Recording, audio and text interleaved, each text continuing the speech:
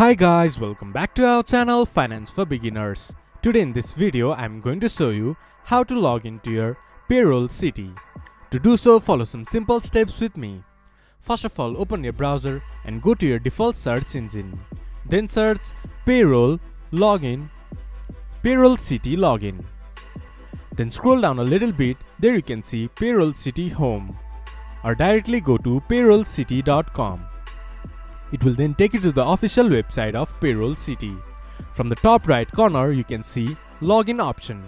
Click on it, then it will redirect you to a login portal. There enter your username or your email address and enter your password. Once you have entered your login credentials, click to login. Then you should be able to access your Payroll City account. If you have forgot your password or your username, you can get help by clicking to forgot password or forgot username. This much for today's video. If you guys find our video helpful, please leave a like and comment. And do not forget to subscribe our channel and hit the bell icon. I'll see you guys again in our next video. Thank you for watching.